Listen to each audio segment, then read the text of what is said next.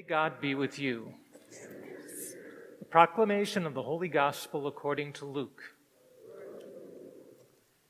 Jesus said to his disciples, "There will be signs in the sun and the moon and the stars, and the nations of the earth will be in dismay, perplexed at the roaring of the sea and the waves. People will die of fright in anticipation of what is coming upon the earth, for the powers of the heaven will be shaken.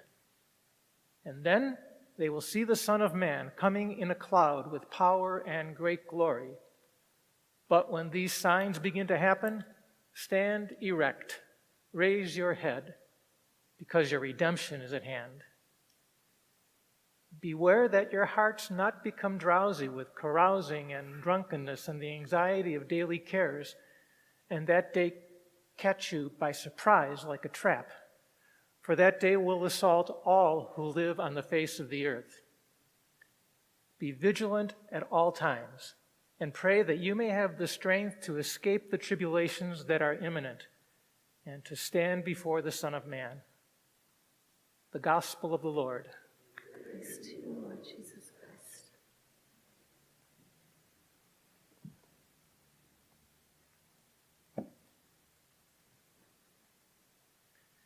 A few months ago, I received an invitation to be a speaker, one of many speakers, at a retreat for women that is going to be held in January at the Jesuit Retreat House. And every year there is a small committee of people who come together and decide what they would like the theme to be. And this year it was decided that the women wanted and needed to hear this theme: accepting change, giving hope. Accepting change, giving hope. So since that invitation, I have been turning that over in my mind, wondering what I might say about accepting change and giving hope. And it occurred to me earlier this week as I was reflecting on this gospel story that we just heard, that accepting change and giving hope might really be a way to summarize what this is all about. Jesus is saying to his disciples, change is coming. Change is coming. That might be terrifying, but change is coming. But then Jesus goes on to give them hope by encouraging them to accept that change by saying, because when these things begin to happen, your redemption is at hand. Your redemption is at hand. Good things are happening in the midst of all of this change. So I've been thinking about accepting change and giving hope.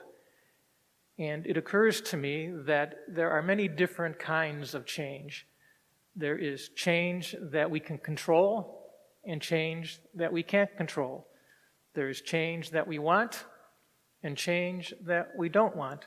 There is change that we initiate and change to which we can only submit.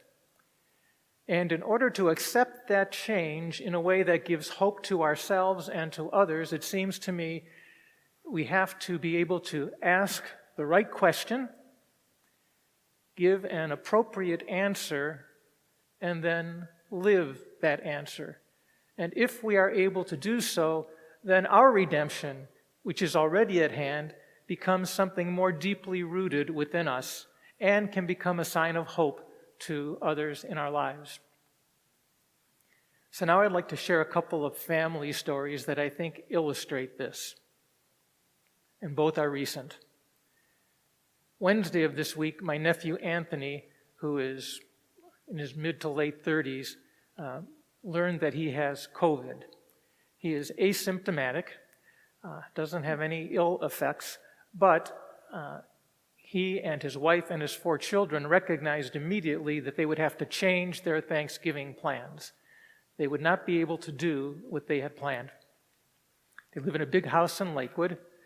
And this was hard on Anthony and the family. But he rose to the occasion.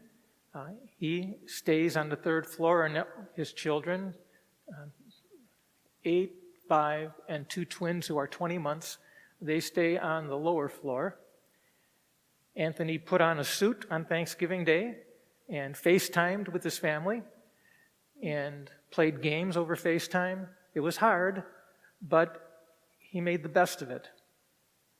This was a change that he didn't seek, a change he didn't want, a change to which he had to submit. And yet, he did so by asking this question: how will we be family? That is the right question. How will we be family? And I've already described what his answer to that was. And by being family in that way, he was stirred to hope, and his family was as well, even though that was very difficult. Accepting change, giving hope.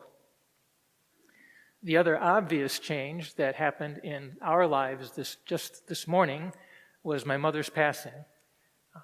The phone rang, my cell phone, at about 4:30.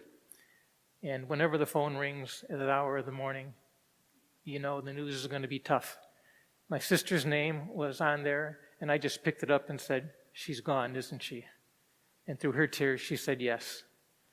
So Mom has been at Hospice of the Western Reserve for the last 4 months, a long time for that institution.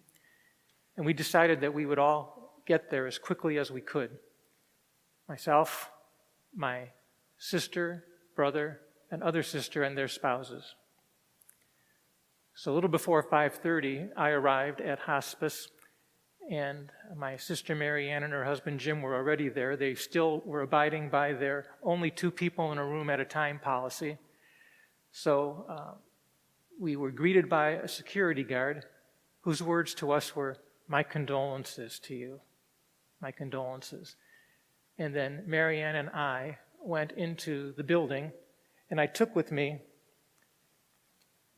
this book. It says Pastoral Care of the Sick, but I'm aware of the fact that it also has prayers for the dead. I thought, well, maybe we will find something helpful in taking this book with us. So Mary Ann and I went into the hospice, and before we went into the room, we were greeted by a couple of nurses who came out to say, "We're so sorry for your loss."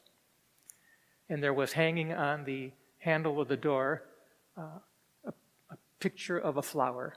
And as we walked into the room, Mom was in bed, and she had her hands in front of her, and they had placed a flower in her hands. And my sister went over, and she started stroking my mom's hair, and she looked back at me and said, "She's not laboring to breathe now, is she?" And I said, "No, she's not." And she said her goodbyes, and I went up and said mine. And then I said to Mary Ann, "What do you think? Should we pray?" And she said yes. So I pulled out my book, and we said a few prayers through tears. And then Mary Ann said, "Do you want to stay here by yourself for a while?" And I said, "No, I'm okay. I'm going to go out and let your husband Jim come in." So that's what happened. I went out, and it was cold. It was really cold at that time. And so we were sitting in our cars to stay warm because only 2 people could get in at the same time. Jim went in, and he was with Mary Ann for a while, and then they both came out. And then my sister Jane and her husband Phil went in, and they spent some time in there. And when they came out, they said, "Thanks for the book." And while they were in there, my brother John called. And he said, "Joe," my brother's a funeral director, don't forget, okay? And he said, "When we go in to get Mom, do you want to come and do that with me, just like we did when Dad died?" And I said, "Yes, of course." So after my sister Jane and her husband came out,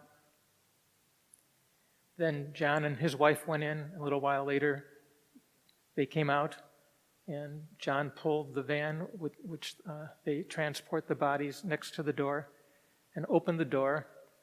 And all my siblings gathered around that open door, and John and I went in. And when we got there, together, we put Mom into the cot, put the straps down, closed the bag over her, and wheeled her out to the front, and stood by the open door, ready to put her in. But before that happened, my brother John said, through tears, "Can we say a prayer?" And I said yes. And being the priest in the group, I stepped up, put my hands on my mom's body, and just improvised a prayer in which I could remember Mom and all the relatives who have preceded her in death. And then after that prayer, just as we were about to put the cot in the wagon, my brother put his head on the cot and cried and said, "Can we please stay family? Can we please stay family?" We got Mom into the van, closed the door, and as we were standing around, there was another car off to the side. And a woman got out who we recognized immediately as a hospice nurse that had helped to care for Mom over these many months. She sized up the situation immediately and came running over and gave each and every one of us a hug and said, "You are such a good family.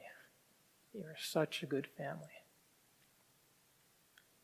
And then we got in our cars and we went our ways and have been texting like crazy ever since. This, too, is a story of accepting change and giving hope. This, too, is a change that we had no control over. It was a change that we didn't want.